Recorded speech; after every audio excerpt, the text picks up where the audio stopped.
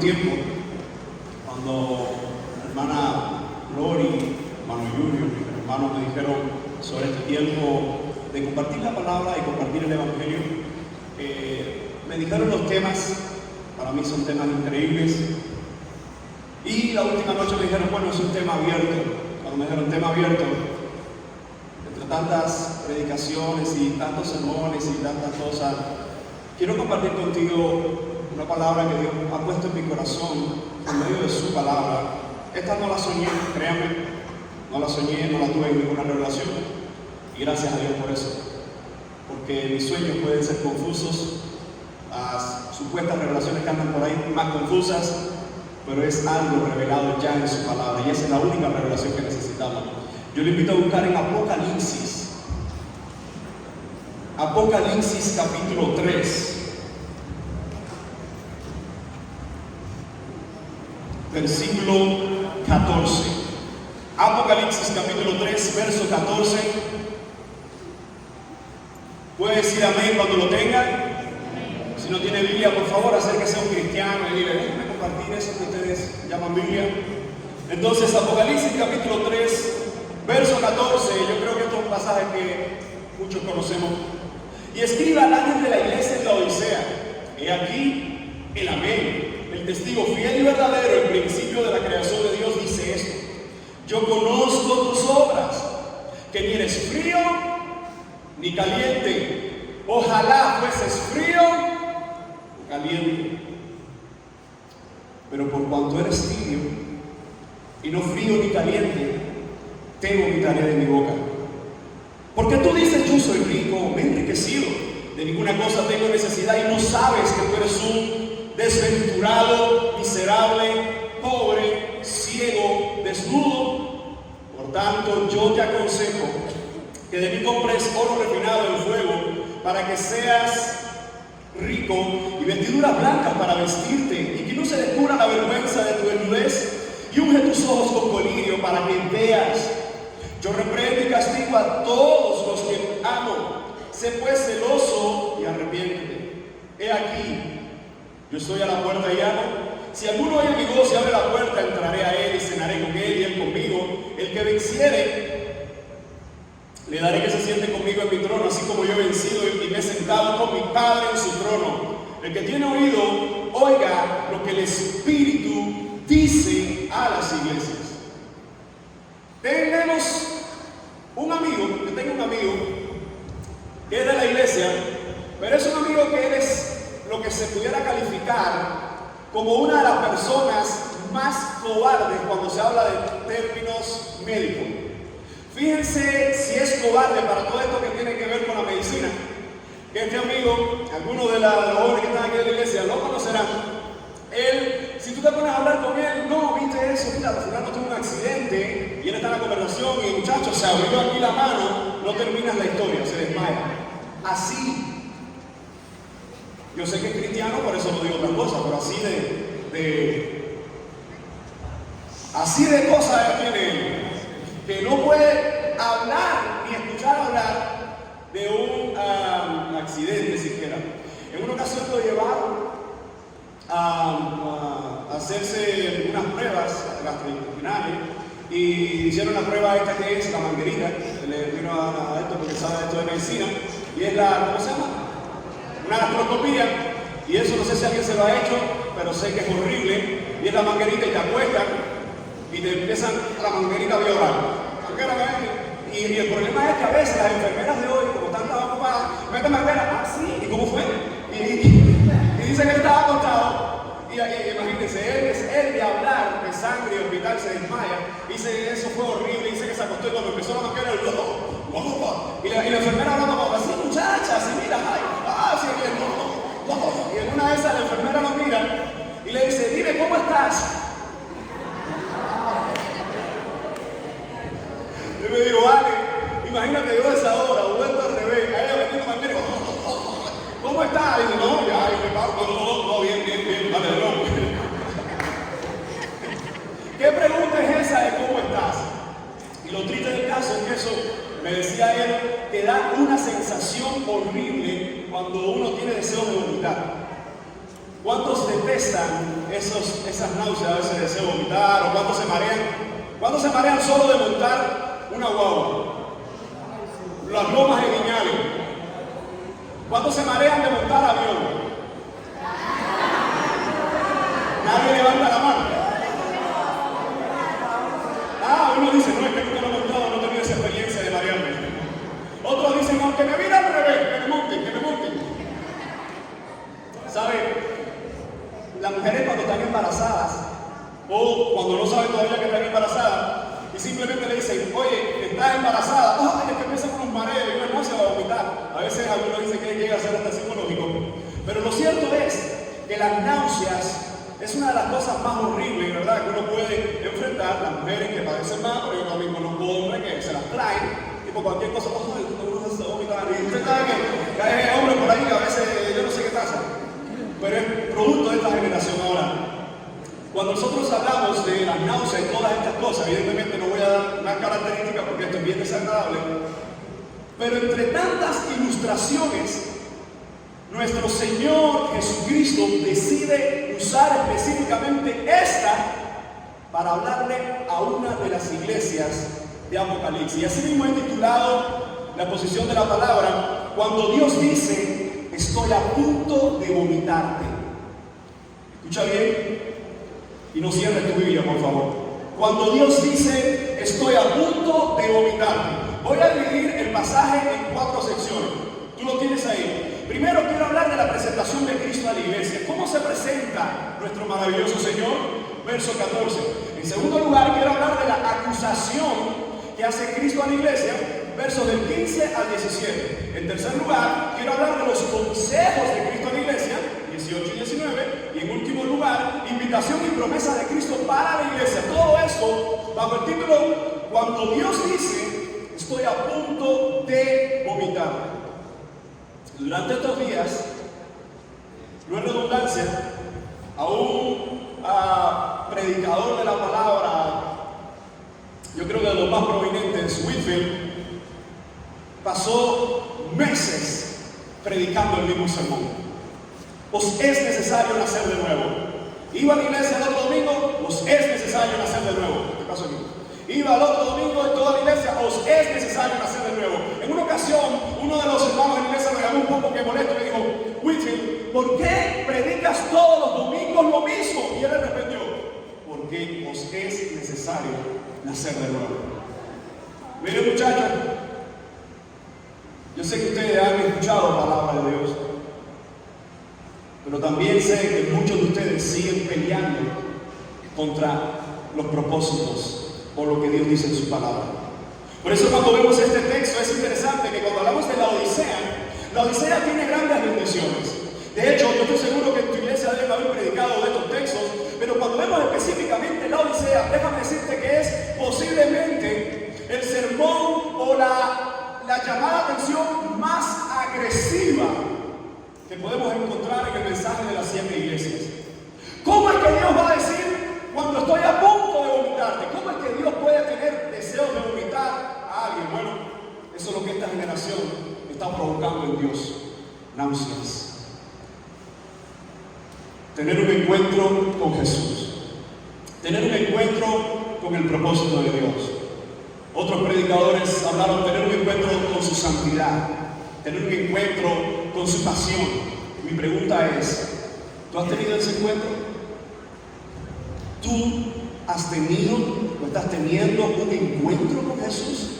Entonces veamos cómo este texto es interesantísimo, porque la Odisea tiene algunas características que es necesaria que nosotros las conozcamos para entender por qué Jesús le habla de esta manera en su iglesia. Primero, la Odisea es una de esas ciudades que se encuentra en Asia Menor, y esta ciudad sufrió un terremoto antes que se le escriba. Vienen los romanos y le dicen, ¿cómo les ayudamos? Y ellos dijeron, no necesitamos ayuda, nosotros mismos tenemos dinero para hacerlo, porque era una colonia de Roma. Sufrieron un segundo terremoto casi devastada. Vinieron los romanos y dijeron, ¿cómo les ayudamos? Y volvieron a decir, no necesitamos dinero, nosotros tenemos todo lo suficiente. Y después vamos a ver cómo esa verdad se traspoló a la iglesia, y es algo que nosotros vemos en la palabra. Tú y yo estamos llamados a impactar a esta generación con su palabra, y lo triste es que este mundo nos está impactando con su secularismo. Por eso que vemos dentro de las iglesias diferentes cosas, diferentes manifestaciones que por ninguna parte honran el nombre de Cristo. Entonces, la Odisea era famosa por dos cosas: su industria de lana negra, es decir, era la provincia romana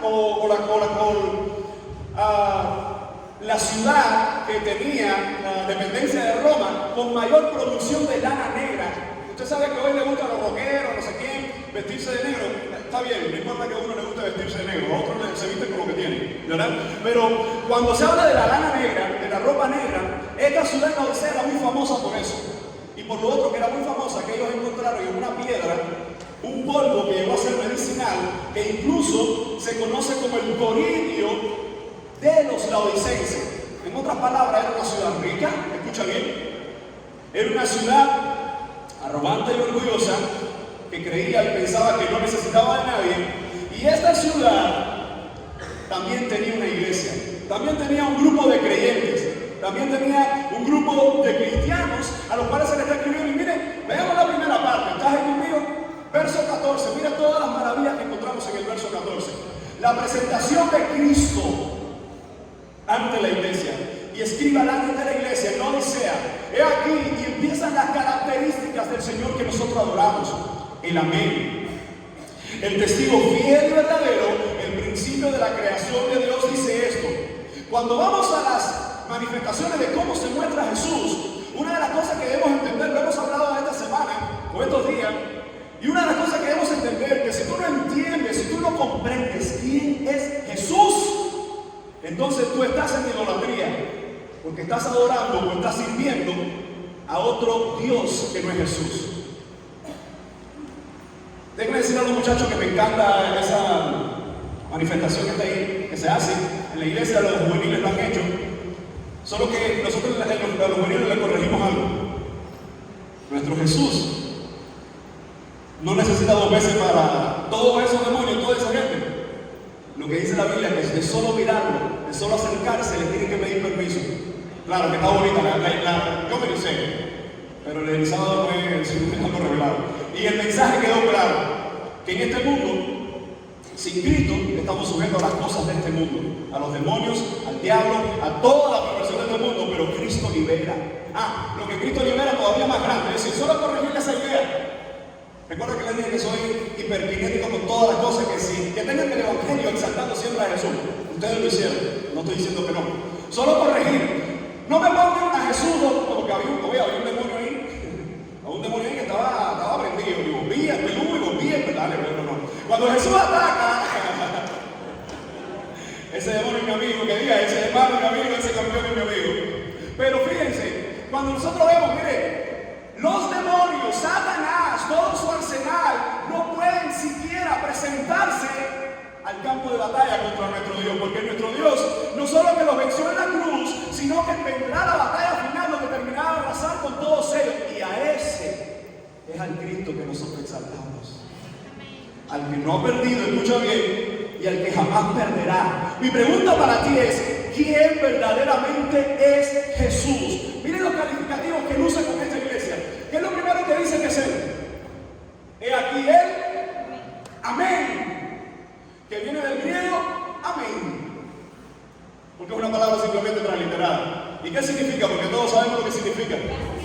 Así sea. ¿Así sea qué? La palabra amén viene del Antiguo Testamento, ¿verdad? Recuerdan cuando el pueblo de Dios adoraba al Señor, o los profetas daban la palabra de parte de Dios, el pueblo, o cantaban los salmos, el pueblo decía amén. La palabra hebrea, que después pasa así mismo al griego como amén, y pasa a todos los idiomas. De hecho, en todos los idiomas del mundo se pronuncia de esa forma, amén, o muy parecido, porque es algo que viene directamente del hebreo. Lo que significa es verdaderamente es. Lo interesante del caso, que aquí amén, ¿cómo se presenta? Con un artículo, te lo ponen con mayúscula, porque los traductores se han dado cuenta que no es el amén, que cuando alguien está cantando, otros dicen amén. Que cuando alguien está diciendo que bueno es Dios, otros dicen amén. Aquí no está hablando cualquier persona. Aquí está hablando el autor de la fe. ¿Y qué nos está diciendo? He aquí el amén. De hecho, nuestras vidas cobran sentido, la vida de la humanidad cobra sentido cuando entiende que el Evangelio es el que salva, transforma, perdona y el único que te puede dar la vida eterna. Por eso cuando alguien viene a Cristo, su vida se convierte en un amén de Dios. Que la gente mira y cuando la gente dice, yo nunca he leído la Biblia, pero eso evidentemente tiene que ser una Biblia. Porque lo que habla es Biblia, lo que pelea es Biblia. Y tú no le puedes sacar ningún tema, porque de alguna forma saldrá la Biblia de él. Que la gente pueda decir, ¿eso verdaderamente es un cristiano? Incluso los impíos digan, aunque no me gusta aceptarlo, amén. Porque eso es una muestra de que Cristo vive en él. Ahora, es el autor de la fe quien se presenta y dice, aquí el amén. La razón de nuestro ser, la razón de nuestra fe, dice, el testigo fiel y verdadero. La palabra testigo en griego es mártir. El mártir fiel y verdadero. Claro que ese calificativo también se usa para un personaje en otra de las iglesias que se habla como un testigo fiel. Pero escuchen, interesantemente, Jesús no escribió ninguna canción y la mayoría de las canciones del mundo se han escrito de él. No escribió ningún libro porque todavía nadie sabe y nadie sabrá hasta que estemos en su presencia qué fue lo que escribió en la tierra. Yo tengo mis suposiciones, pero no sé si era o no, porque no lo dice la Biblia. Nadie sabe lo que él escribió y no se dice que él escribió nada. Pero de quien más escribe la gente, tanto a favor como en contra, es de él.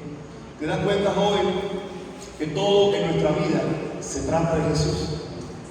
Que si todo en tu vida no trata de Jesús y trata de ti, has pasado de ser un amén de Jesús a ser un simple narcisista. A ser alguien que estás enamorado de ti mismo. A ser alguien que disfrutas la gloria de Dios. Y ten cuidado, porque aquellos que quieren disfrutar, porque imaginan solo disfrutar la gloria de Dios, su historia siempre terminará igual. Más de Jesús dice, he aquí el testigo fiel y verdadero. ¿Sabe por qué fiel y verdadero?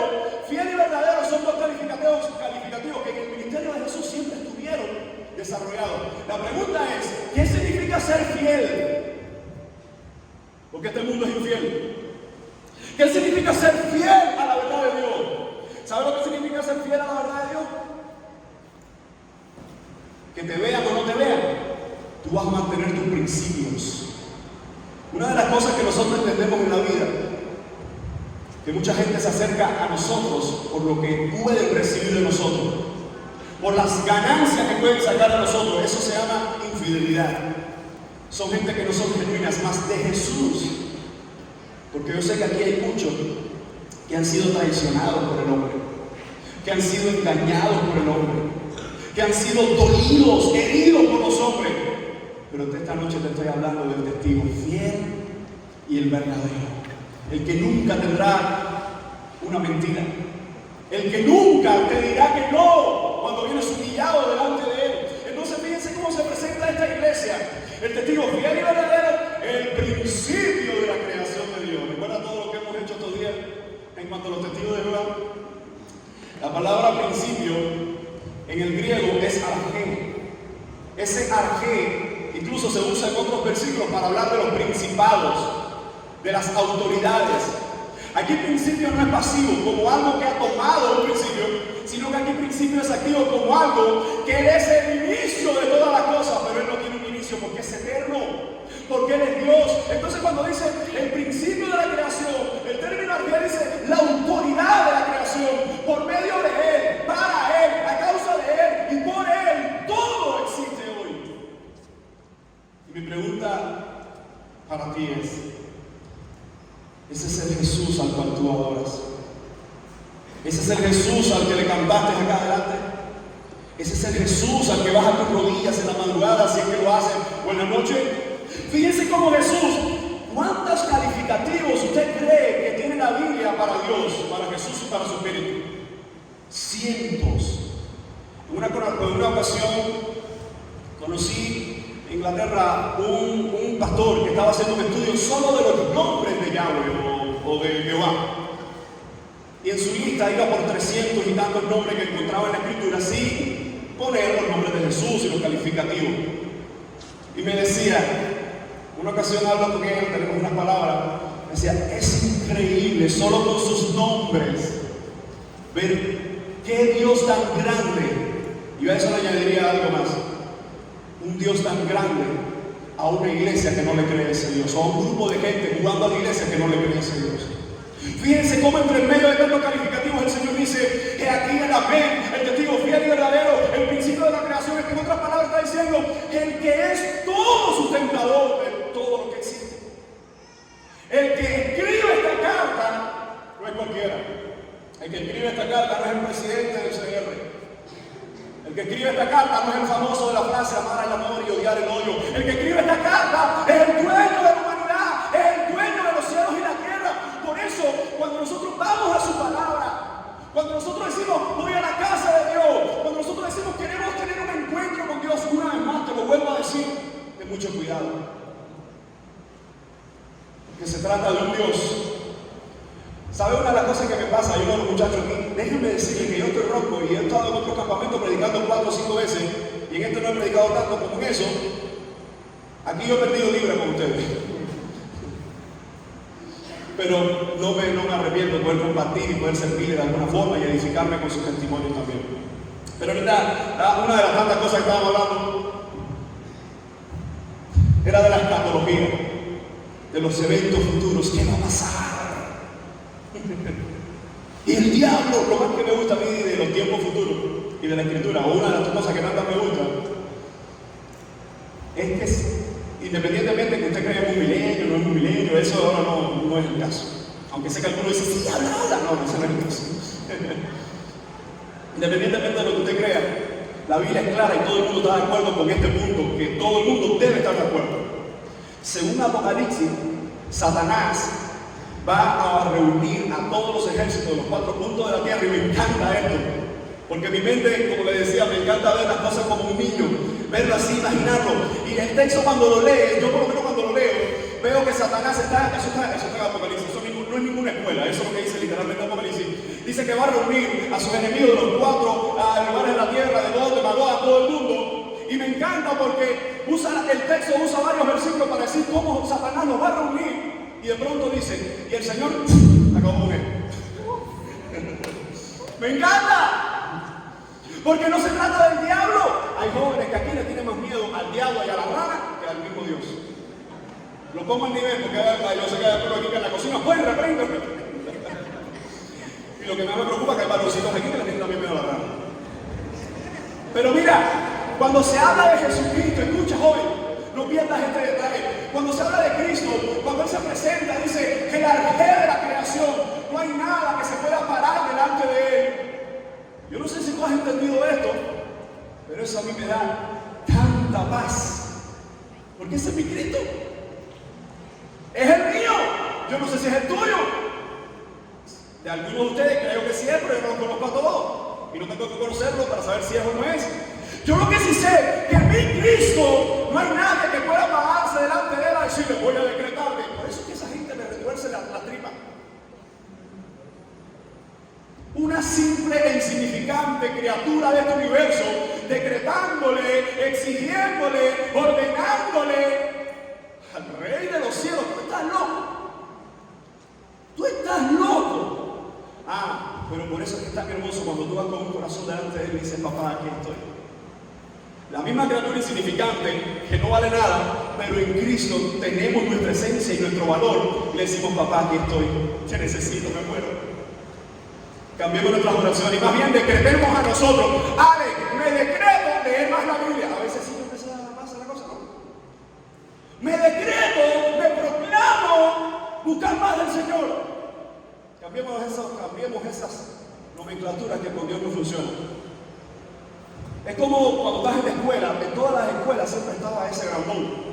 Y ahorita cuando vi el que salió, que subió ahí a cantar La Libertad, yo no, eso no se le puede decir nada, no, dejo que cante y tú no. Era como esa gente que están en la escuela, esos grandones. Y viene chiquitico así, la garrapatilla. Y uno lo mira así. Bueno, yo nunca fui ni de los grandes ni de los chiquitos, yo era de la media. Y cuando tú veías esa garrapatilla, mira, muchachos, ya te pagas.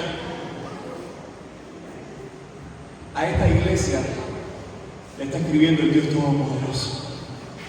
Le está escribiendo el Alfa y Omega. Por eso es que tantas sectas, tantas religiones equivocadas tratan de denigrarlo.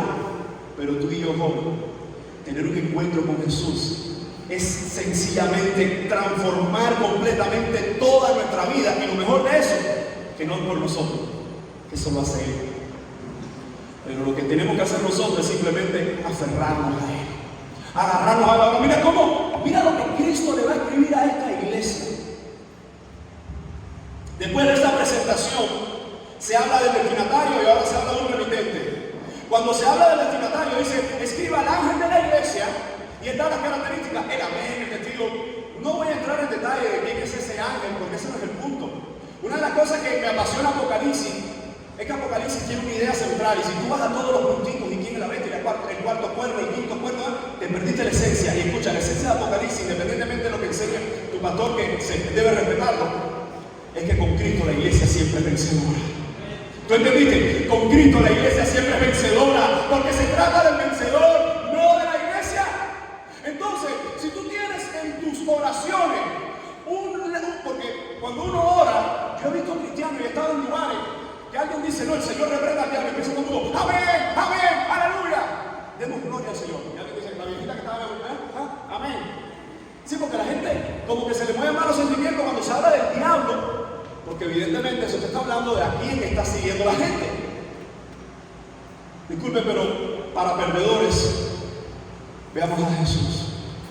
Jesús le escribe al ángel de la iglesia, y la palabra ángel en griego significa mensajero. Por eso puede ser lo mismo que dice uno, o el pastor, o un ángel, o puede ser los dos.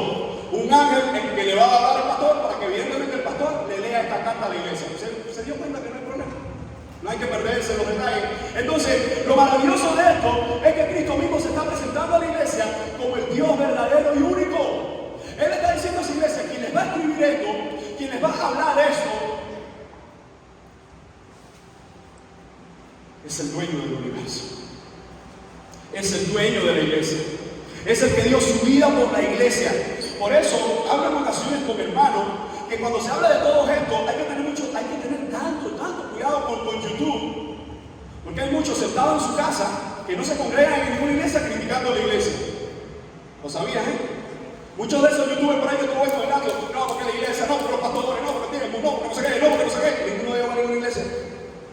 Discúlpeme, pero según la Biblia, esa gente que no tiene la iglesia es como un dedo que está así arrastrándose solo. Esa gente no es iglesia. Tu iglesia no será la mejor. Te digo, aunque tú te lo has creído, la mía tampoco es la mejor.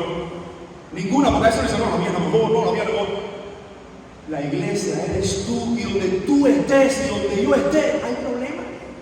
Entonces, cuando Cristo le escribe a esta iglesia, es muy importante que Él dé su calificativo, porque lo que tú tengas entendido de quién es Dios, podrás entender entonces la importancia que tiene. Así que en segundo lugar, vamos a hablar de ahora un poquito más fuerte, el Señor. Hablemos de la acusación de Cristo para la iglesia. Verso 15, búsquelo ahí conmigo. Verso 15. Dice de esta manera: yo conozco tus obras. Ahora quiero que pienses una cosa. Cuando Apocalipsis se escribe, ellos no estaban sentados así como nosotros y había un pastor predicando. Yo hoy estoy predicando, ¿por qué? ¿Por qué hoy estamos predicando y por qué se predica hoy? Porque hoy estamos a 2000 años de que se escribió la Biblia, o se terminó de escribir, porque se estaba escribiendo desde mucho antes. Entonces, yo hoy tengo, o los predicadores hoy tenemos que dar las ideas del contexto, las palabras, qué significaban, ¿por qué? Porque esto es otra cultura, son 2000 años de diferencia, son muchas cosas diferentes, idioma, texto, contexto, las ideas exegéticas y todo eso que se usa en la predicación. Pero lo normal fue que la iglesia de la Odisea estaban todos sentados, porque así lo dice Apocalipsis 1, el pastor o quien estaba ahí leía a todos y los demás escuchaban. Y esto fue una simple lectura. Piensa que estás el domingo del primer día de la semana, el día del Señor, estás en la congregación y llega el pastor de la Odisea. Muy bien, siéntese. Oran y dice: Juan nos mandó una carta. Tú dices: wow, Juan el apóstol, gloria a Dios, soli Deo gloria, en latín. Y algunos decían: no, solo al Curios la gloria, doxa to Curios, en griego, que lo dijeron todos los idiomas. Y el pastor como que diciendo, ustedes no saben lo que viene ahora. Ok, verso 15, llega a ese punto y dice, yo conozco tus obras. Le está diciendo a la iglesia, que ni eres frío ni caliente. Ojalá fuese frío o caliente, pero por cuanto eres tibio y no frío ni caliente, llevo mi tarea de mi boca, porque tú dices, yo soy rico, me he enriquecido, de ninguna cosa tengo necesidad, y no sabes que tú eres un desventurado, miserable, pobre, ciego y desnudo. Y cuando yo terminé de leer esto, si hubiese ustedes sido la iglesia del primer siglo, estuvieran en el suelo llorando. ¿Por qué? Porque hay muchas cosas aquí que no se entienden, por eso es que necesitamos las explicaciones y la exégesis. Vamos por parte. ¿Cómo comienza Jesús describiendo a la iglesia? Yo conozco tus obras. El término conozco viene de una palabra antigua que significa, no es un conocer mero, no es un conocer que tú miras a la persona y tú dices, tú eres de aquí o eres de allá, o escuchas a la persona hablar y tú dices, tú vives en esta zona o vives en esta. La palabra que usa aquí Jesús es, conozco toda la esencia de lo que eres y lo que haces. Escúchame, joven. El Señor conoce todo lo que tú y yo hago. Nada. Le enseñaba a alguien en estos días. Muchos de sus perfiles están plagados de perdición. ¿Por qué lo sé? Porque yo no tenía idea, pero muchos de ustedes son mis amigos en Facebook. No lo sabía. Y como he visto fotos en estos días, dicen, bueno, sí, mira, puso el campamento, ay, gloria. No, ya. Pero yo tengo un conocimiento limitado. Pero Dios conoce lo más íntimo de nuestras vidas. Dios sabe lo que pasa por nuestra mente. Dios sabe lo que hacemos cuando nadie nos ve. Esto no es el cuento del ogro, todos ustedes son mayorcitos. Esta es la historia real de un Dios real. Y este Dios me está diciendo a la iglesia de Odisea, yo conozco tus obras. En otras palabras dice, yo sé todo acerca de ti. ¿Cuántos de los que están acá pueden decir, pastor, no me interesa que pongan mi vida ahora mismo en un videoclip y que pongan todo mi pensamiento, todas mis acciones? Yo hago la pregunta, ¿alguien se atrevería? Que pusieran lo de esta semana, lo último, lo que ha pasado por tu mente. Yo no lo quisiera que pasara. Porque día a día estoy mortificando mi cuerpo, estoy luchando contra mi carne. Por eso es que cuando escucho un evangelio diluido, me duele el corazón. Porque el evangelio vivo, el evangelio de Cristo es el único que nos da fuerza para seguir peleando la vida cristiana. Entonces mira cómo Jesús dice, yo conozco tus obras, y me encanta su frase. Ni eres frío ni caliente. Ojalá fuese frío y caliente, pero por cuanto eres tibio y no frío ni caliente, te vomitaré de mi boca. Es probable que algunos se sientan mal con este texto, no solo por lo que dice, sino por lo que te han dicho. Voy despacio. Yo he escuchado que muchos hermanos en la fe, y no lo estoy criticando, estoy diciendo que esto es lo que se dice en el texto.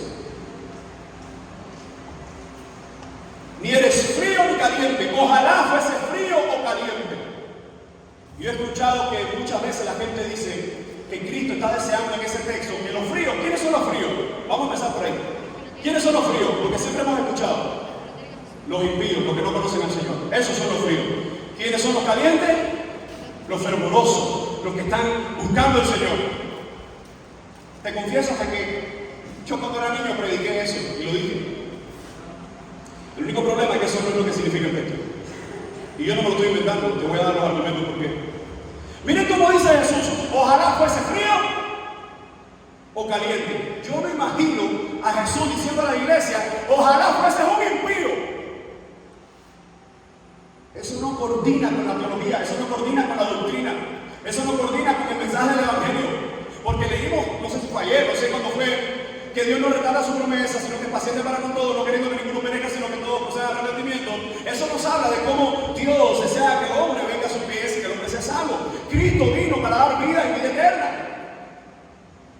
No imagino a Jesús diciendo, ojalá tú fueses un impío, un perverso, porque ser impío y perverso es ser alguien que vive en ofensa a Dios. Número uno. Número dos. ¿Dónde está escribiéndose esto? ¿A qué iglesia se está escribiendo esto? Voy a hacer una dinámica para que entendamos un poco mejor. La Odisea. Esta es la ciudad de la Odisea. E incluso, si está vestido de la lana negra que se hacía en ese tiempo. La Odisea. Hay dos ciudades que están muy cercanas. Una es Hierápolis y otra es Colosas. ¿Ven Hierápolis?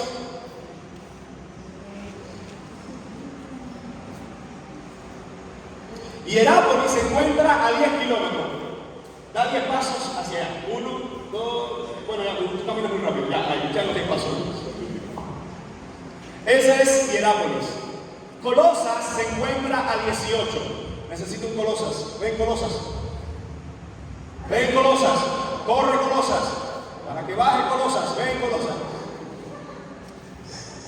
18. Más o menos por ahí. Es casi el doble de aquel. ¿Saben lo que ocurre en Hierápolis? Dicen los historiadores, y estoy citando a Hendrickson, que es una de las autoridades para hablar, al menos de la cultura y todo lo referente al libro de Apocalipsis. Y mucha gente también lo cita y lo corrobora. Cuando dice ojalá fuese frío o caliente, en Hierápolis, que está a unos 10 kilómetros, hay unas fuentes termales que se dirigen hacia la Odisea. Pero son aguas muy calientes. El único problema es que esas aguas muy calientes, cuando vienen por esos acueductos, de hecho los romanos son los ingenieros más increíbles del primer siglo. De hecho, incluso hoy mucha de la arquitectura es de ellos.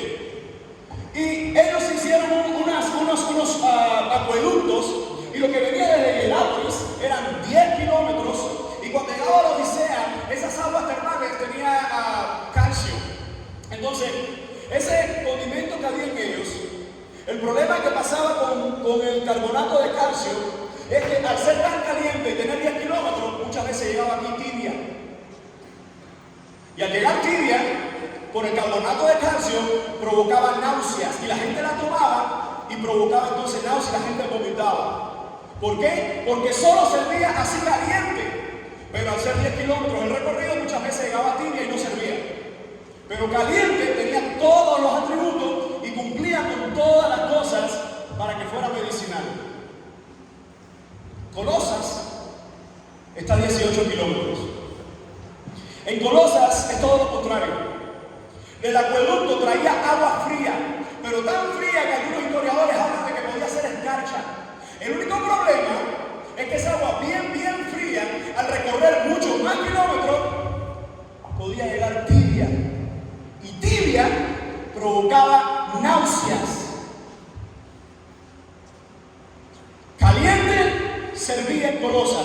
Si llegaba caliente, servía, pero si llegaba tibia, provocaba vómito. Fría servía, pero si llegaba tibia, provocaba vómitos.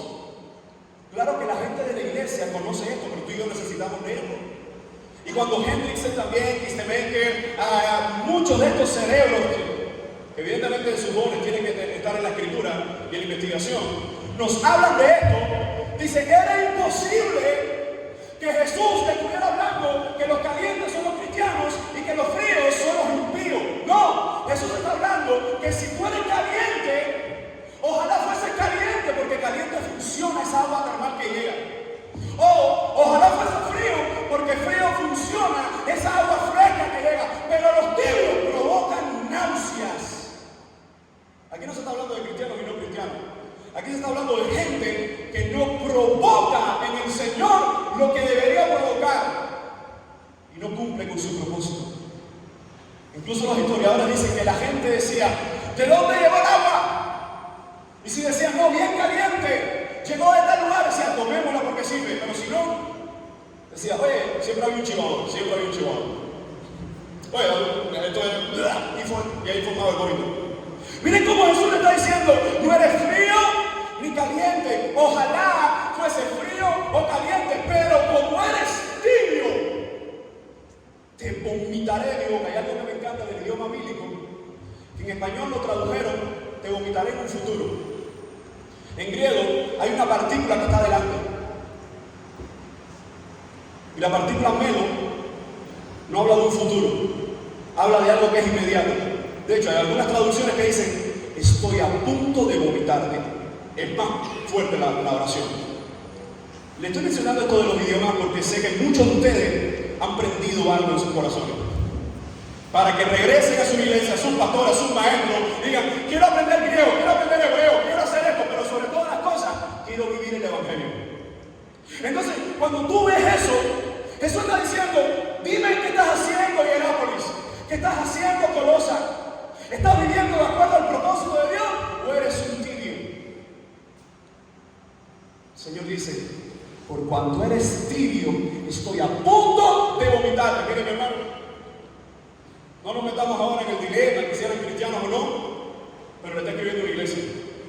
Y a esa iglesia lo que le está diciendo, estoy a punto de vomitarte. Nuestro templo se llama el Buen Samaritano. Yo no sé cómo yo pudiera recibir esto si en mi corazón el Señor me dice, Alex, dile a la iglesia del Buen Samaritano que estoy a punto de vomitarlos. A la iglesia Bautista Nazaret, que el Señor te diga, dile a la iglesia Nazaret, estoy a punto de vomitarlos. A los nazarenos que están acá, dile a los nazarenos que estoy a punto de vomitarlos.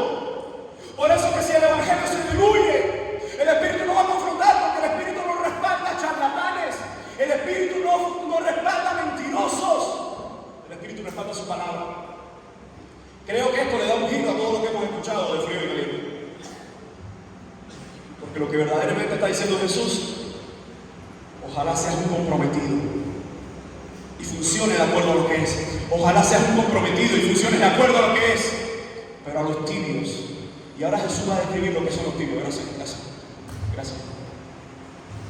Fíjense cómo dice Jesús, pero por cuanto eres tibio y no frío ni caliente, estoy a punto de vomitarte de mi boca. Piensa por un momento que Cristo te diga esta noche, Alex, estoy a punto de vomitarte. No pienses ahora en fulano, piensa en ti. Piensa en tu familia. Porque no se trata de lo que la gente piensa de nosotros. Se trata de lo que Dios ve en nosotros. Y fíjense cómo Él dice, Cristo mismo, estoy a punto de vomitarte. Estás viviendo de tal forma que lo único que provocas en mí es asco. Se los digo esta noche de nuevo. Que yo recuerdo los últimos 13, 14, 15, no sé, desde los 16 años predicando en eventos de jóvenes. Y en los últimos años de la pandemia para acá nunca había tenido tanta carga en mi corazón. Porque a veces pensamos que estamos bien. A veces pensamos que nuestra iglesia está bien. A veces pensamos que nuestros jóvenes están bien. Y nuestros jóvenes están caminando al infierno. Y sus guías le están guiando y le están empujando más. El Señor dice, piensa por un momento cómo esa iglesia de la Odisea, cuando el pastor les está leyendo esto, le dice, hermano, el Señor les dice esta noche, estoy a punto de vomitarte. ¿Cómo? Señor, si estoy bien. Mateo 7, 23, 24, terminando Jesús el sermón del monte. Dice, muchos me dirán aquel día, Señor, Señor, en tu nombre hicimos esto, hicimos aquello, profetizamos. Una vez tuve una gran discusión con alguien porque me decía, Ale, esa gente son cristianos. Y le dije, eso no trata de que sea un cristiano. Y me decía, ¿por qué? Dice el texto que ellos profetizaron. Yo le dije, no lo dice el texto, lo dicen ellos. Y Cristo lo que dice, y me quedo con lo que diga Cristo aunque no me guste, nunca los conocí. Probable que esta noche haya jóvenes aquí, haya gente aquí que Cristo no conoce. Dice, ¿cómo, pastor? Si Cristo conoce a todo el mundo. Cristo conoce a los suyos. A los que no son suyos, la ira de Dios será derramada sobre ellos. Por eso, joven, se trata de arrepentirnos. Ojalá fuese frío o caliente, cualquiera de los dos términos. Está hablando de lo mismo. Ojalá fuese frío.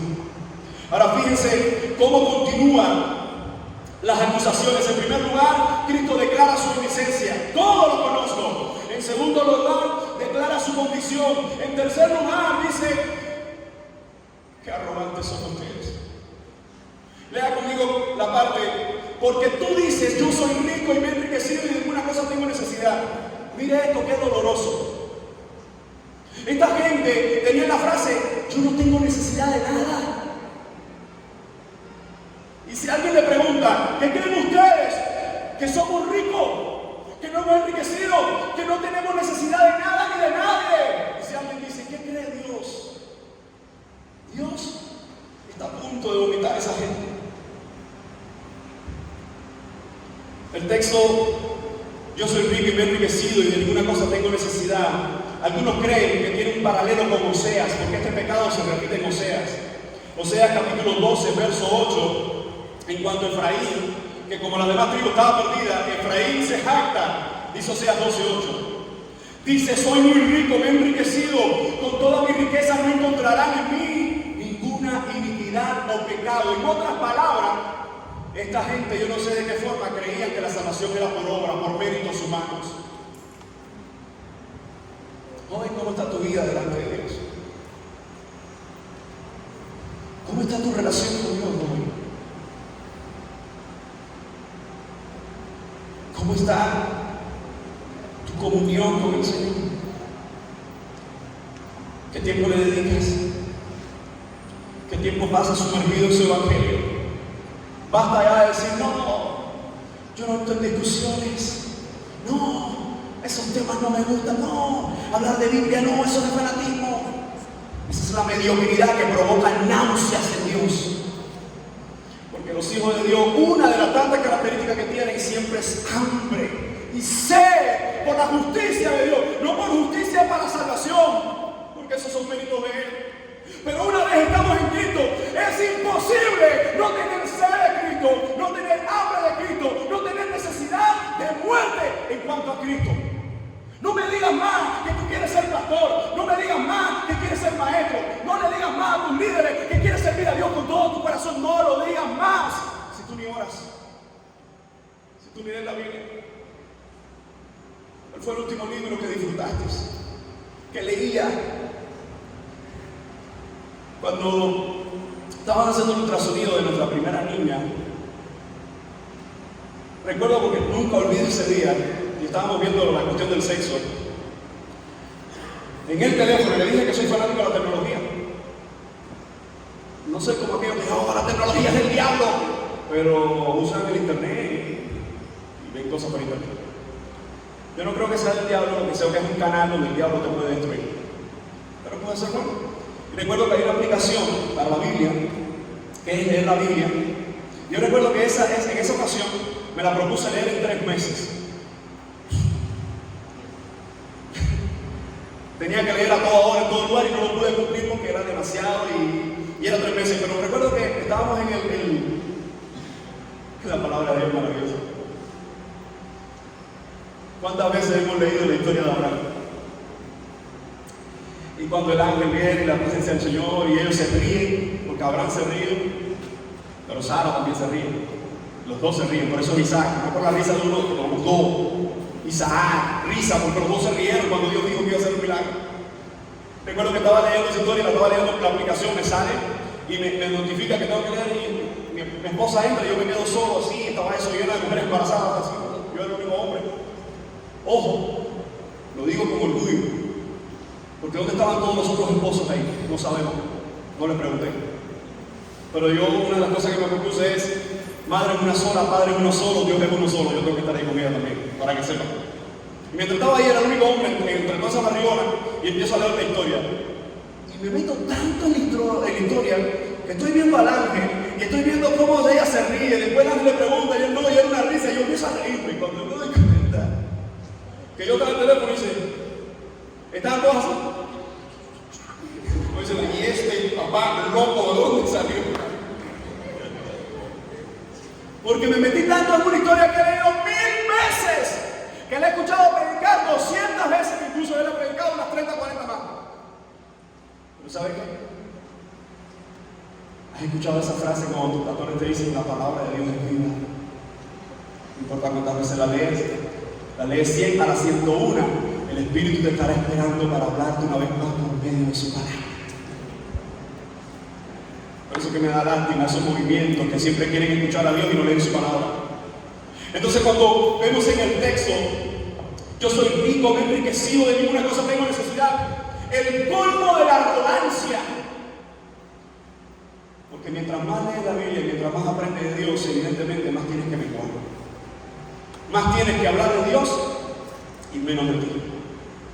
En estos mismos púlpitos se han parado gente a hacer cuentos, a hacer chistes y hablar de ellos todo el tiempo y nunca hablaron de Cristo. Ten cuidado con esos propagandistas, con esos cirqueros.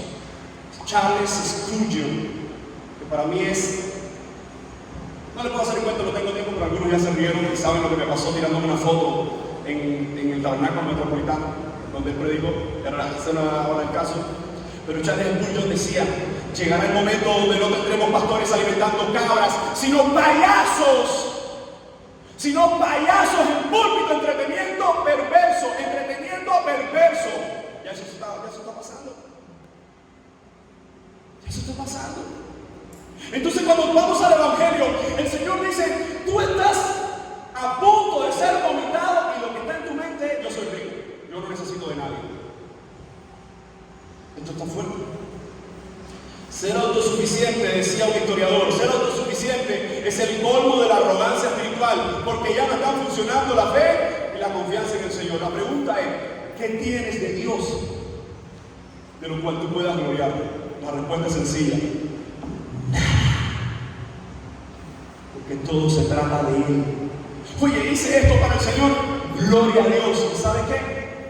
A ti que quieres servir al Señor, consejo, después de algunos añitos, no son muchos, pero algunos añitos, sirva al Señor, hazlo con toda tu fuerza, y no importa lo que aplaudan, no importa aunque aplaudan, o no importa aunque no aplaudan, porque ni los unos ni los otros entienden en algún momento que tú lo sigues haciendo para Dios. Te pongo un ejemplo fácil. Prepara tu devocional, lo hiciste para el Señor, y mucha gente dijeron: amén, amén, gloria a Dios, oye, hermano, eres increíble, eres tremendo. Ten cuidado con esos aplausos. Ten cuidado con ese reconocimiento, porque yo no dudo que haya gente que te diga: gloria a Dios, mira qué bueno, gloria a Dios porque Dios te está usando. Enseñé a un amigo, un joven de la iglesia, le dije: mira, hay una gente que me está siguiendo en el canal, pero también sigue a Yesenia Ten. Yo no sé qué pensar, si reír o llorar. No sé qué pensar. Yo sé que aquí seguidores de ella. No sé qué pensar, me da deseo de llorar. Porque ahí uno de los dos está perdido. Y a mí me parece que no debo ser yo. No sé, puede ser. Pero cuando nosotros vemos la palabra del Señor, miren cómo la autosuficiencia y la arrogancia, miren, joven, el simple hecho de creer que estás bien te demuestra que vas mal. Porque incluso cuando estás haciendo las cosas bien para el Señor, vas a tener esa sensación que tuvo Juan el Bautista, cuando dijo: es necesario que yo mengue, es necesario que yo no me vea, que se vea a Él. Le dijeron: Juan, tú eres el Mesías, y Él le dijo: no. Y qué bueno que Juan el Bautista no era el Mesías. ¿Saben por qué? Porque Juan el Bautista tuvo dudas en su vida, y podemos discutirlo después con amor, no como la discusión ayer de los testigos de Jehová, con amor. Juan el Bautista tuvo dudas. Él ve los cielos abiertos, escucha el testimonio del Señor, pero él entra en prisión. ¿Sabe por qué él tiene dudas? Porque Isaías habla de que el Mesías iba a sanar a los enfermos, iba a hacer esto, iba a hacer aquello, pero iba a libertar a los cautivos de la cárcel. Y él pensó que eso era literal. Y él dijo: vayan y pregúntenle si es él o es otro. ¿Y Jesús qué fue lo que dijo Juan el Bautista? De los nacidos de mujer, no hay nadie más grande que él en la tierra, pero en el cielo es el más pequeño. En otras palabras, está diciendo: este hombre es increíble, pero aún así tuvo momentos de debilidad. Joven, tener debilidad no es un problema. Luchar contra el pecado no es un problema. Estás en una batalla hoy, escúchame bien porque lo voy a decir bien claro. Estás peleando hoy contra una tentación, gloria a Dios, porque el simple hecho de estar peleando con tus tentaciones te recuerda y te demuestra que eres hijo de Dios. Los hijos pelean contra el pecado, los impíos se gozan en el pecado. Entonces, cuando el texto dice: tú eres rico, tú crees que no tienes nadie, mira lo que Cristo dice verdaderamente de ellos, porque a Cristo, ¿quién puede engañar? Engañamos a los hombres, pero ¿quién engaña a Cristo? ¿Quién engaña a Dios? Mira lo que dice el verso Jesús. Y tú no sabes que tú eres es Jesús. pastor que dice, oye, el pastor habló fuerte, o fulano, oye, lo que tiró fue piedra. No, es Jesús. Dice tú, escuchen, está la iglesia, primer siglo, ya para este momento, que el pastor de la iglesia está leyendo la carta, yo creo que la gente no sabe dónde meterse. Jesús, el que sabe todo, dice, tú eres un desventurado. Hagamos un ejercicio. No es el caso, o no es el caso en todo, pero en algunos sí, pero hagamos un ejercicio en todo. Pongamos nuestro nombre. Alex, eres un desventurado. Ponga el tuyo. Alex, eres un miserable. Lo está diciendo Jesús. Alex, eres un pobre, eres un ciego, eres un desnudo, un desventurado. Señor, es como que me encanta cómo predicaba el Nazareno, porque en un momento la cosa se pone dura y uno lo toca y dice, oye, Señor, espera, esto no nos da muchos likes. La gente no va a seguir la página de todo por Jesucristo. Y Jesús le dice, dime si tú quieres irte también. ¿Recuerdan? Eso no es serie, eso es el Evangelio. ¿Recuerdan? Todos sabemos que estamos hablando. Se lo dice a Pedro, dime si tú quieres irte también. Y sus palabras fueron, ay Señor, fue un lapsus. Fue un momento en que Texas me quitó la conexión y me quedé ahí que no sabía qué iba a decir. Señor, ¿a quién iremos si solo tú tienes palabras de vida? Ay, mi muchacho. Te digo mi muchacho, porque algunos de ustedes le han cogido cariño. Son feos, pero le han cogido cariño. ¿Qué te voy a decir? Mi muchacho, no juguemos con Dios. No juegues con Dios. Escúchame. No juegues con Dios. Escúchame. No juegues más con Dios.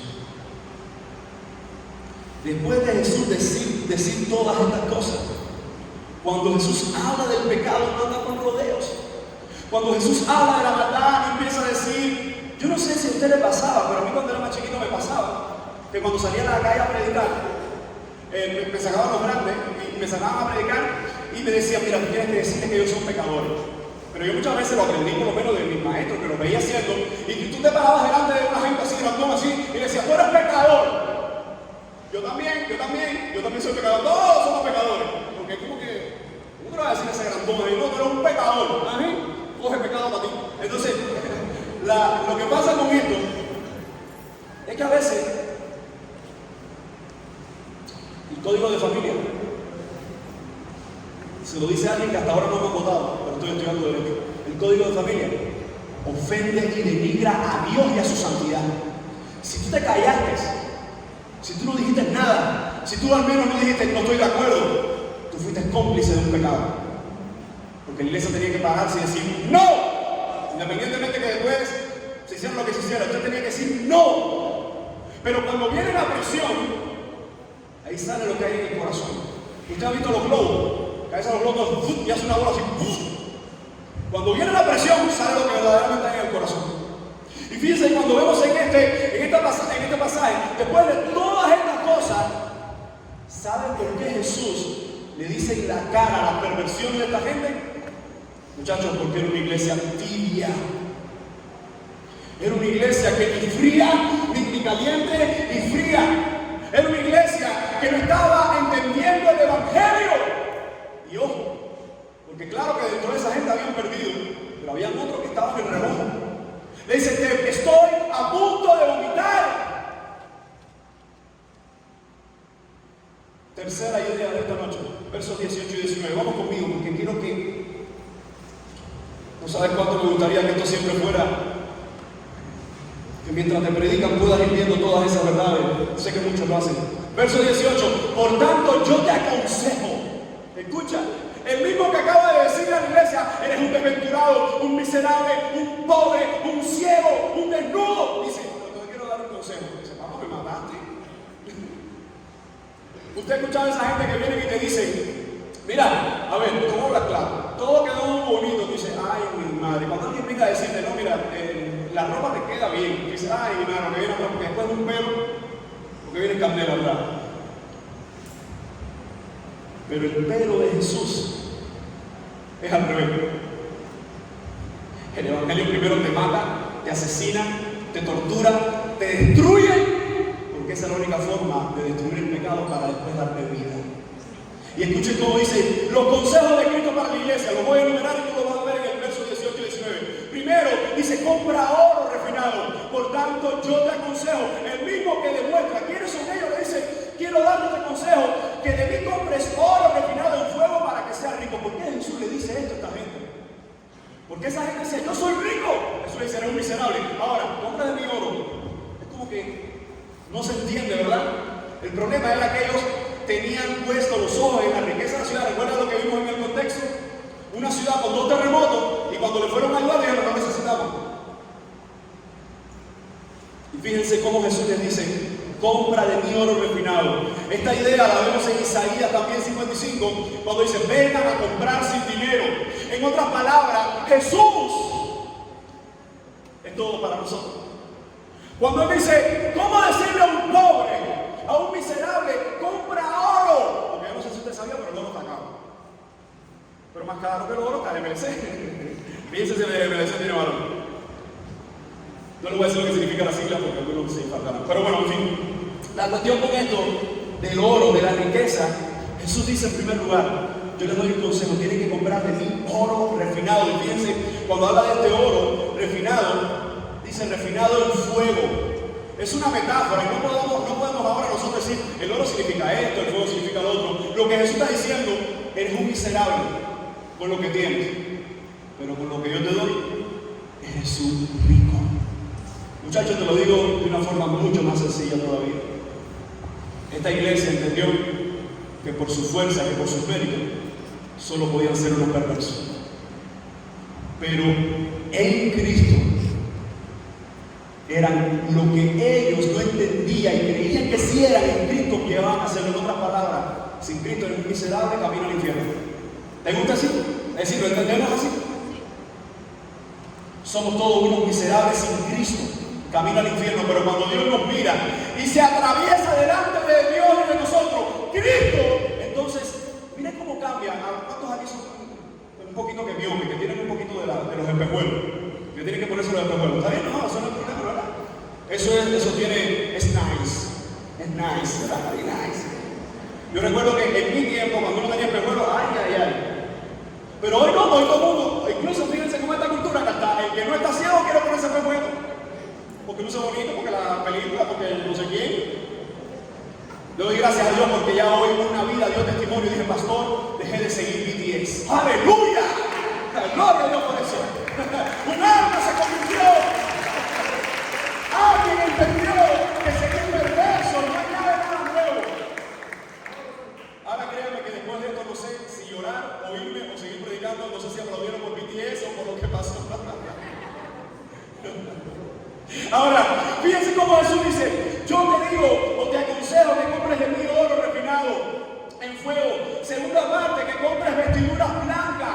¿Recuerda cómo era la ropa famosa en la Odisea? Lana negra. Y le dice, vístanse diferente a ellos. Claro que le está hablando metafóricamente, esto no trata ahora de la vestimenta, sino que le está diciendo, compren vestiduras blancas para vestirte. Dice, y que no se descubra la vergüenza de tu desnudez. Una sensación terrible. Una ocasión escuché un pastor que me contó y me dijo, mira, hay veces que me levanto en la noche aterrorizado porque sueño que estoy predicando y lo estoy haciendo en calzoncillo. Le dije, Dios te está diciendo, fulano, no puedo decir el nombre fulano, no prediques por alto calzoncillo. Él te digo, sé de Dios. Pero yo de imaginar eso, creo que eso sería una idea terrible para cualquiera, ser avergonzado de esa manera. Ahora fíjense, cuando el Señor dice, compra oro, vestiduras blancas, para que no se descubra tu vergüenza, ¿quién es el que pone vestiduras blancas a sus hijos? Él. ¿Te das cuenta que al final todo siempre va a tratar de Él? Y fíjense cómo dice, tienes que venir y comprarme a mí, pero ¿cómo? Si estoy muerto en pecado. ¿Pero cómo? Si no puedo por mi fuerza. Jesús dice, porque la única forma de comprar en esta tienda es teniendo al dueño de la tienda contigo. La única forma de tener todas las bendiciones de Dios no es arrancando ni arrebatándole, como dice esa mujer que necesita de Cristo. Arrebato, fíjate si está arrebatada, que ella la arrebata en la canción a Dios, al diablo, hasta allá arriba, yo no sé qué locura es. Y si te gusta la canción, estás mal. Porque el diablo no tiene tu familia, el diablo no tiene los tesoros de los cielos de tu familia y mis bendiciones están en Cristo, mi hermano. Mi familia y mis bendiciones, la bendición de la iglesia está en Cristo. Por eso es que tenemos que seguir aferrados a Cristo. Y fíjense cómo entonces el Señor continúa diciendo: vístete con esas vestiduras blancas. Y miren lo que dice ahora. Ojo, porque incluso tiene que ver con los ojos. Y unge tus ojos con colirio para que veas. Una iglesia que está a punto de ser vomitada dice: soy rico. Y el Señor dice: eres un miserable. Pero si quieres ser rico, acércate a mí.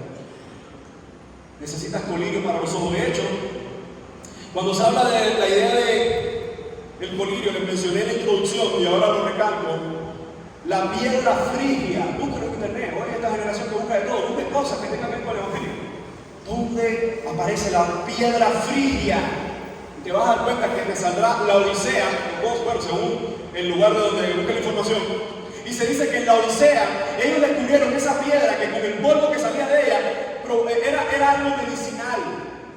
Para una sociedad donde no hay graduación de vista, donde no hay ninguna de estas cosas, ni lente, ni espejuelo, eso era el boom. Alguien estaba con problemas en la vista, ve a la Odisea.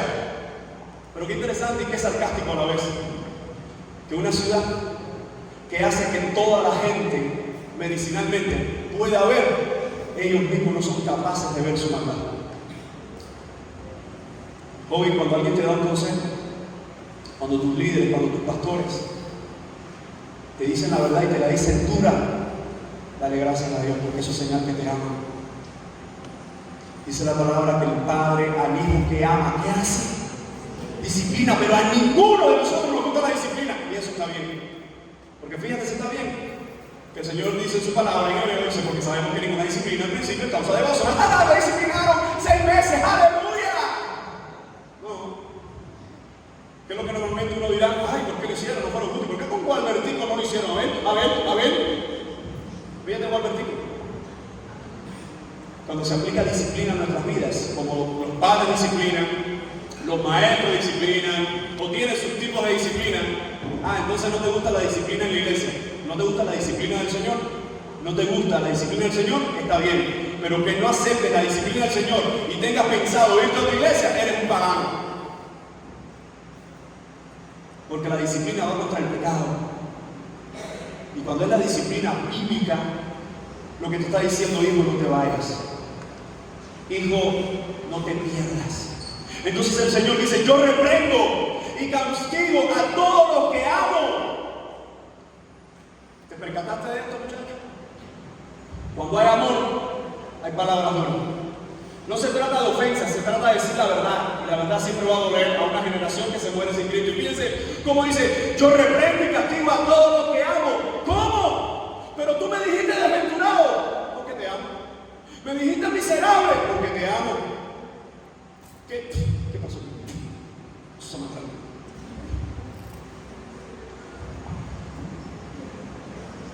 Cuando Jesús le habla a esta iglesia, le dice: si te estoy reprendiendo y te estoy castigando, la razón es que te amo. ¿Cuántos padres hay aquí?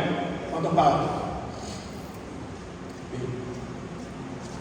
Yo recuerdo las primeras veces que tuve que castigar a la niña grande. Ella salió con la sangre, no sé de quién, pero usted la veía aquí. Y la dio un trompo. Nosotros tratamos de dar la disciplina y aprendimos en una ocasión, quiero compartirlo, lo compartimos en otro lugar. Aprendimos en una ocasión de unos pastores amigos de nosotros que tienen 3 niños. Y algunos saben el conteo. Esto no es revelación, esto es un consejo. Y aprendí de uno de estos pastores amigos, de uno de mis hermanos, que ellos tienen 3 varones, una escalerita, y cuando los 3, cada vez se dice: no, que el primero es una forma, el segundo es otra forma. El primero es malo, el segundo es re malo, el otro es recontra malo. Bueno, el malo en el sentido de es muy activo, mucha energía. Y en una ocasión estábamos, mi esposa y yo, mi hermana y yo, estábamos en casa de él, y creo que era en el medio, no recuerdo cuál fue, hizo algo, y este amigo le dijo: fulano, 1. Ese niño, eso fue increíble, me encanta hacer este gesto porque él iba corriendo en el aire y se quedó en el aire. No sé, nunca había hecho eso. A ver, por favor, no se me abstraigan. Así lo vi yo. Se quedó sin el aire, cayó. suavecito, y se sentó. Y yo dije, wow, revelación de Dios, Padre, yo lo recibo. Me río porque menos mal que no ustedes me conocen, porque si dejan dicen, ay, a mí ni se lo recibo, parece que eso es de Dios. Ali Esther, estaba por los 3 años creo, 2 años, por ahí, una cosa esa. Y estaba en uno de esos días cargada de amor, de energías, de buenas vibras. El que entiende, entendió lo que pienso de esa buena Biblia y esa cosa. Y la vi así en uno de esos corretajes, y yo no sé qué estábamos haciendo, mi esposa estaba yo por otro, y le dije, Ali Esther, 1. Ella me miró y me dijo, papá, 2.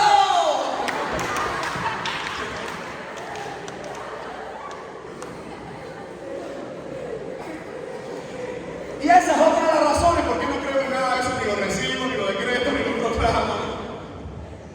Porque tenía que darle la enseñanza, tenía que explicarle que lo que es el 1, el 2, el 3. Ya hoy, a veces se me pone un poco, pero ya hoy, ya le he dicho, mira, no voy a decir 1. En 1 ya viene el leñazo. Pero los padres que están acá, ¿cómo se siente uno? A ver, Walter, Ismael. A ver, los niños ustedes, yo sé que nunca les dieron. Estoy hablando eso que ustedes me hicieron el cuento, que nada, ¿verdad? ¿Cómo se siente el corazón de un padre cuando suena el niño? Eso le duele. Claro, que si uno fuera niño y se te da de tubo, ¿por qué no te das tú entonces? A mí me va a doler más que a ti. Date tubo. Pero lo cierto es, y en nuestro caso, mi amada simplemente a veces me mira y dice, nosotros tenemos código, ¿no? De nunca quitarnos la razón delante de ella. La otra va a ser muy tranquila. De hecho, ahorita estaba avanza y estaba así. Yo dije, ay, lo que viene. No, pero al cuarto yo creo que sí, ya las cosas se deben poner más.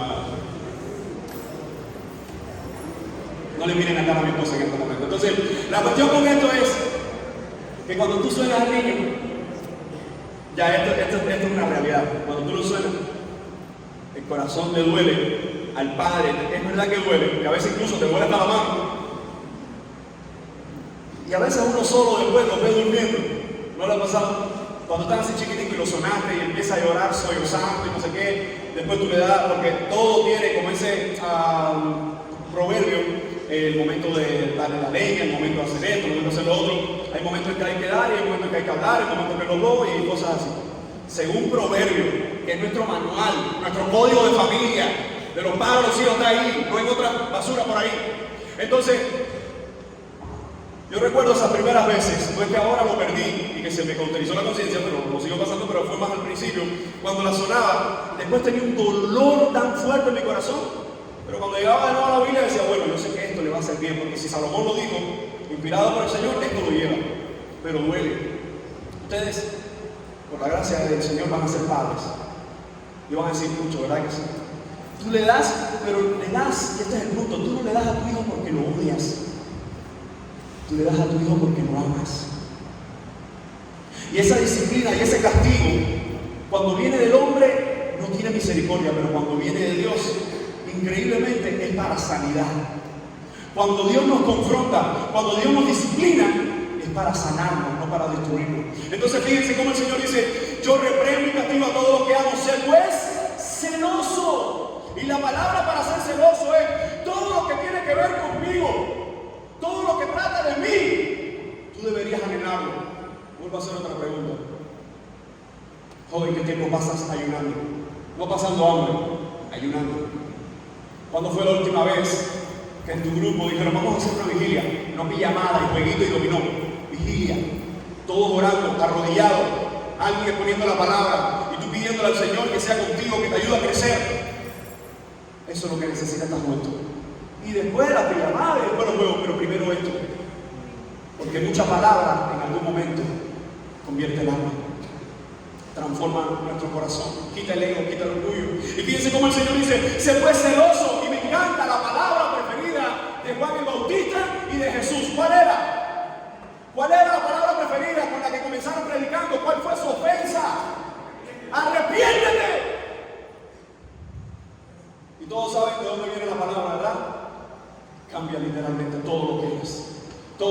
piensas, todo lo que te gusta, todo lo que amas. Compartía con un joven y le decía, cuando se habla de seguir a todos estos perversos, yo no te estoy diciendo que no te guste más, porque los gustos están basados en nuestros deseos y nuestros deseos son perversos. Me encanta porque mucha gente usa el evangelio apasionados y suena bonito. ¿Qué pasión tengo en mi corazón por el Señor? Te explico que bíblicamente, por lo menos en el Nuevo Testamento, cada vez que aparece la palabra apasionado, en griego, ¿sabes lo que es? Epithumia, deseo perverso. Así que ten cuidado con la pasión. Ten cuidado con eso que anhelas ardientemente, con eso que deseas ardientemente, no, porque mi corazón me dice Jeremías, que tu corazón es perverso y engañoso. Dice Jesús que de tu corazón y de mi corazón salen los adulterios, las fornicaciones. No escuches tu corazón. Esperaré a que mi corazón me hable. Y terminarás en el infierno. Yo hablo del mío. Es engañoso y es perverso. Y conozco al Señor por su gracia. Llevo algunos años peleando y fallando y peleando. Y aún así, cuando miro a mi alrededor todo lo que tengo, no lo merezco. Cuando miro a mi esposa, cuando miro a mis niñas, cuando veo la oportunidad que Dios me da de servirle, no lo merezco. Porque una vez más, en esta foto de mi vida, no se trata de mí. En la foto de mi vida, el centro no soy yo. Joven, sal del centro de la foto. A mí me encanta cómo a veces en estas actividades hay gente que dice, pone un campamento maravilloso y sale él o sale ella y sale otro así. Y tú te preguntas, ¿por qué esa persona puso la foto? Tú tiras la foto. Yo ahora mismo le digo, vamos a tirar una foto. Ya, tira la foto. Cuando tú buscas la foto, ¿a quién tú buscas? Sé sincero. ¿Quién es el primero que busca? No, yo busco al Señor. No, yo busco a los ángeles. Hoy en la tarde salí y le preguntaba a uno, dime, ¿qué estás estudiando? Y dice, pero me está preguntando un libro de la Biblia. Le dije, no, que estás estudiando secularmente. Como que algunos están cogiendo la idea. No, pero bueno, no, chico, no, secular, que estás estudiando de la calle. Un momento te tiras la foto y buscas, te encuentras y hay 100 más alrededor, pero tú dices, la foto quedó bien. Y hay 2 o 3 así, con la mosca así, otros 3 de bodas así. Sí, porque hay gente que lo de fotogénico, ni lo de la foto, ni lo génico. Yo tenía un amigo, y le cuento la verdad, en Ciudad Ávila, que para tirar la foto tenía que tirarse desprevenido. Él se llama Vidani, no sé si alguna vez verá este video, pero en la foto, tú le decías, dale una foto, y así él estaba bien, y tú decías, dale una foto, y se transformaba. Entonces le decía, mira, hazte casual, mira para allá, y yo lo voy a tirar, y decía, Ale, yo no sé qué me pasa, es que cuando veo el lente, me mejoró. No te rías, que hay algunos aquí que aunque se joró y no se joró, igual va a quedar feo. Pero muchachos, la vida cristiana se trata de Cristo. Que la foto de tu vida no solo el centro, sino que todo ella trate de Cristo. Pastor, ¿cómo? Fácil, no depende de ti. Lo único que tú y yo podemos hacer es arrepentirnos, humillarnos y pedirle todos los días de nuestra vida, Señor, quiero parecerme más al Cordero, quiero parecerme más al varón perfecto, no quiero parecerme a aquel youtuber, no quiero parecerme a aquel cantante, no quiero parecerme a aquella persona, quiero parecerme más al Cordero. Si no anhelas con todas tus fuerzas el Evangelio, mi pregunta es, ¿estás entonces dejando que tus pasiones te dominen? Arrepiéntete, dice Jesús, y con esto termina. Invitación y promesa. Después de ofenderlo, después de decirle todo la verdad en su cara y darle algunos consejos, termina invitándolos y dando una promesa. Y ojo, porque esta noche vamos a ver algo que se usa en un texto que se ha usado toda la vida más. Dice, he aquí, yo estoy a la puerta y llamo, y si alguno oye mi voz y abre la puerta, entraré a él y cenaré con él y él conmigo. Muchos de nosotros usamos ese pasaje para predicar a los impíos. Y este texto es a una iglesia. Y esto es lo increíble. El dueño de la iglesia usa, aunque es una metáfora, una imagen, dice que está fuera de la iglesia. Tú ¿Tú te imaginas? Preparas el culto, preparas todo un campamento y el único que está fuera y que no está en el campamento sea el dueño del campamento. Jesús está fuera, claro, una iglesia que está a punto de vomitar, está fuera y le dice: he aquí, yo estoy a la puerta y llamo. Si alguno oye mi voz, abre la puerta. La pregunta es: ¿y por qué tú no entras por esa puerta y acabas con todo? Porque si entra, va a difuminar a esa gente. Dice: aquí yo estoy a la puerta y llamo. Si alguno oye mi voz y abre la puerta, entraré a él y cenaré con él y él conmigo. La idea de cena, desde el Antiguo Testamento hasta el Nuevo Testamento, tiene que ver con pactos, tiene que ver con compromiso, tiene que ver con identidad. Por ejemplo, ¿recuerdan la treta o el problema que hubo entre Labán y Jacob? Ellos cómo van a tratar de hacer un compromiso. Van a tratar de reconciliar las cosas con una comida.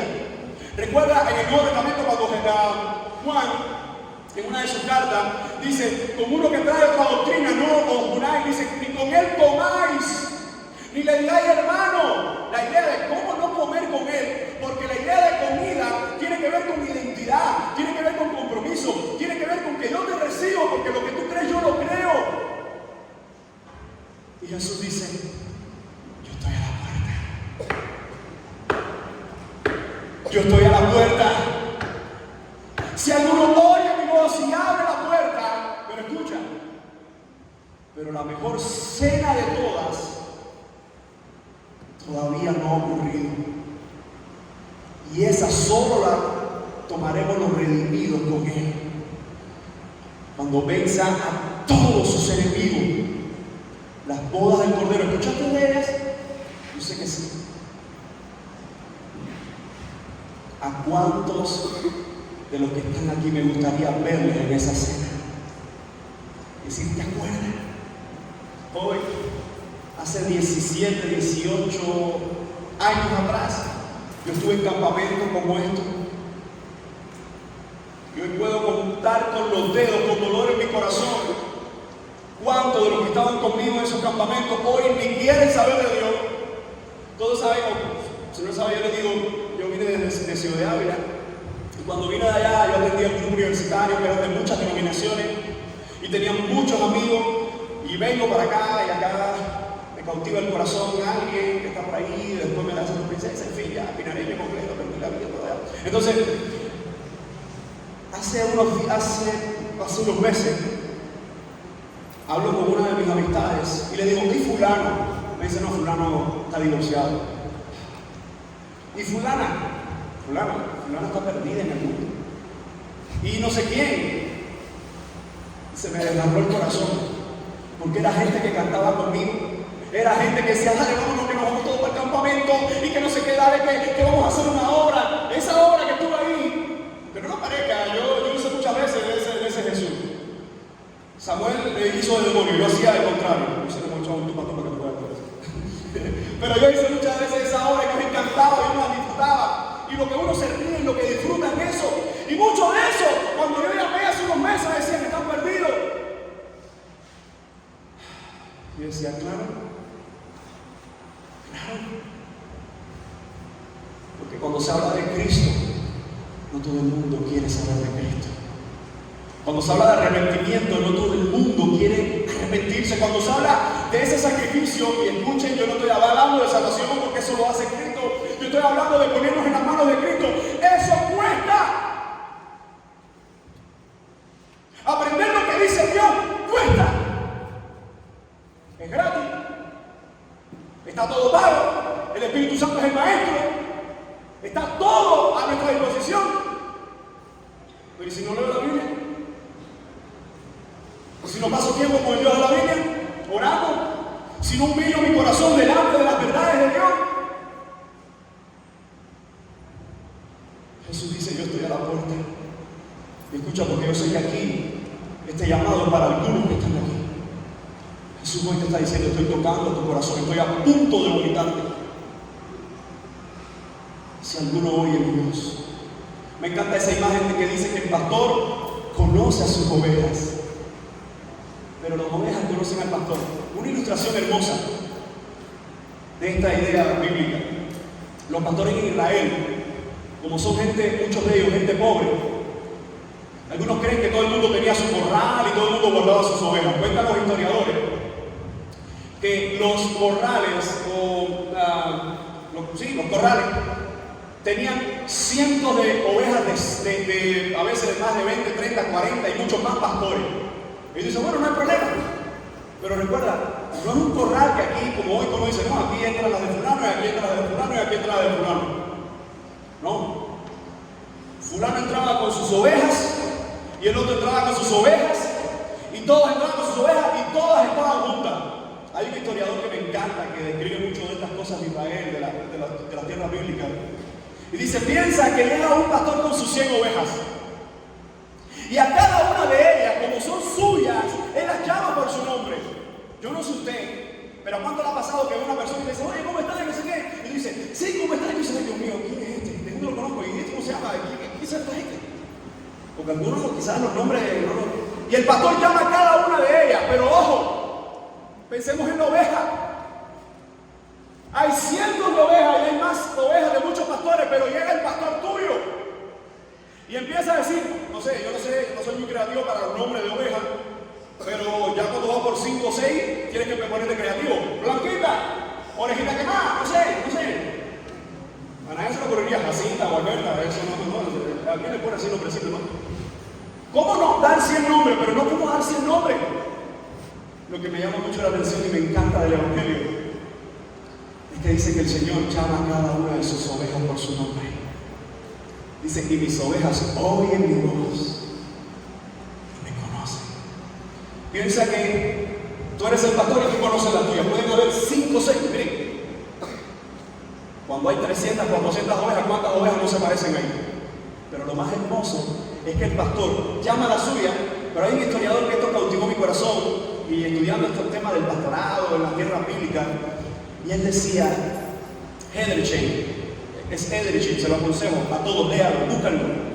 Edersheim, él habla mucho de la tierra bíblica y no se mete en ninguna de estas locuras que vemos hoy, es un historiador serio. Y él dice, piensa por un momento que tú estás en ese redil y hay cientos de ovejas y a ti te pusieron blanquita, pero otro pastor le puso blanquita a la de él también. Pero cuando tú estás en medio de todas ellas, dice este historiador, a veces no la llamaba por el nombre, sino que empezaba a decir o a hacer un ruido. Y entre todos los ruidos, la oveja decía, ese es mi pastor. Podía venir el mentiroso, o podía venir otro pastor que tenía parecido el timbre de voz y decir lo mismo, blanquita o pero la oveja decía, no, ese no es el mío.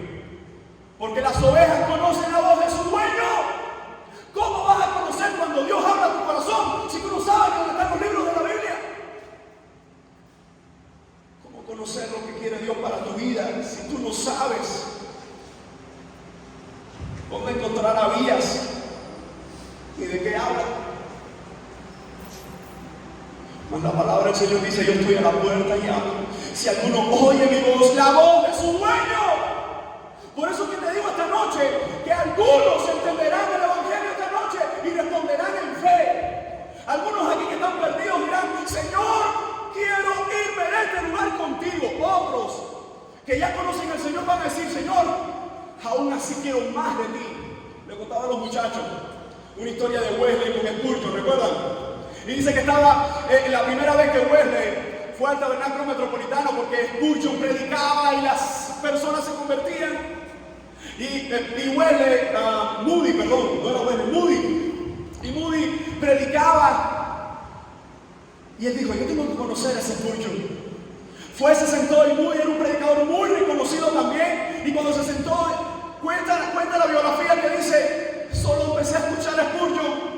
Y en sus primeros minutos dije, Dios mío, perdóname porque yo no soy cristiano. ¿Quién iba a dudar de que Moody era cristiano? Pero cuando el Evangelio confronta tu vida, tú no vas a decir, ya se vas a conocer, ¿qué me vas a enseñar de eso? Eso lo dice mi tío, un arrogante, un orgulloso. Por eso, muchachos, no se trata de calvinismo, no se trata de arminianismo, no se trata de wesleyano, no se trata de ninguna de estas corrientes. Muchos de ellos son hombres de Dios, otros de ellos no son los que mencioné, pero hay muchos otros. Lo que se trata es de Cristo. Y cuando se trata de Cristo y tú vas a alguno de estos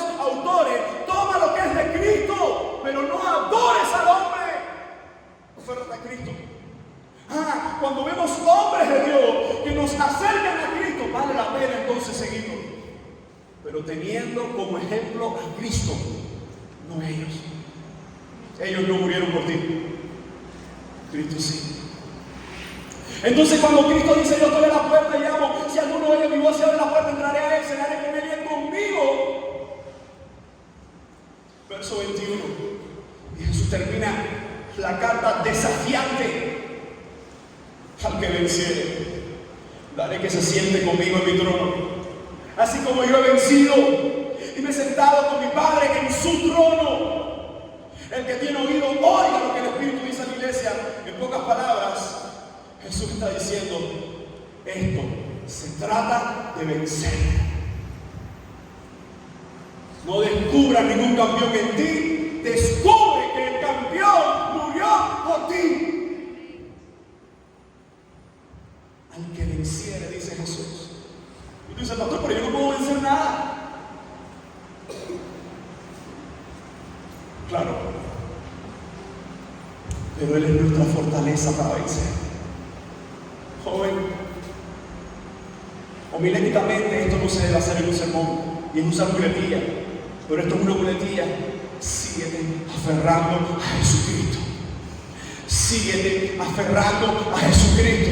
Se trata de Jesucristo. Tiene que ver con Jesucristo. Al que venciere, dice el Señor. Yo le diré, o lo pondré, dice, en mi trono, donde yo he vencido y me senté con mi Padre. El que tiene oído, oiga lo que el Espíritu dice a las iglesias. ¿Te das cuenta que esto aparece en las 7 iglesias? Se ha dicho mucho de eso, pero yo creo que se resume en algo sencillo. Cristo siempre termina de la misma forma con las iglesias, y con esta no va a ser la excepción. Y Él dice: el que tiene oído. Todos en esa iglesia tenemos oído. ¿No se nos dice que alguno fuera sordo? En otras palabras, Jesús está diciendo: el que tiene oídos, diga esto. El que escucha esto y regresa igual, algo se cumplirá. La Biblia, que no le interesan las cosas de Dios. Pero que en estos días, escuchando el Evangelio, ha sido confrontado, jamás vas a ser igual, joven. Me lo dice alguien que día a día veo cómo Él sigue obrando en mí, quitando mis imperfecciones, quitando mis impurezas, quitando lo que está mal en mí. Cuando Dios dice: estoy a punto de vomitarte. Si Dios esta noche te dice: dime tú, ¿qué tú crees que Dios te diría esta noche? Bien, buen siervo y fiel, o hay cosas que arreglar, hijo mío. Yo voy a hacer una oración. Amado Dios, en esta hora rogamos a ti, Señor, que lo conoces todo, que conoces lo más profundo de nuestros corazones, que conoces nuestros pensamientos. A ti te imploramos, te suplicamos, Señor. Queremos tener un encuentro contigo. Quita de mí lo que no te agrada, Señor. Quita de mí mis imperfecciones, mis impurezas. Quiero morir al viejo hombre. Quiero escuchar: bien, buen siervo y fiel. Quiero escuchar: has vencido con el vencedor. Quiero escuchar, Señor, tus palabras. Pero, Señor, para aquellos que la oración en esta noche es: Dios te dice, estoy a punto de vomitarte, que sea tu espíritu en sus corazones, porque eres tú el que convierte, no nosotros. Es tu espíritu el que convierte, no nosotros. Tu palabra ha sido expuesta. Ayúdanos a que este sermón podamos vivirlo cuando salgamos de aquí, no esta noche, sino cuando salgamos de aquí, Señor. Quita todo lo que está mal en nosotros y ayúdanos, según tu palabra, a ser como ese frío o ese caliente, ese que está en el centro de tu voluntad, exaltando tu evangelio y viviendo tu verdad. Te bendecimos, te damos gracias y te rogamos que tú obres como siempre lo has hecho con cada uno de los corazones en este lugar. Solo a tu nombre sea dada la gloria y gracias, porque muchos en este lugar han tenido un encuentro contigo. Amén.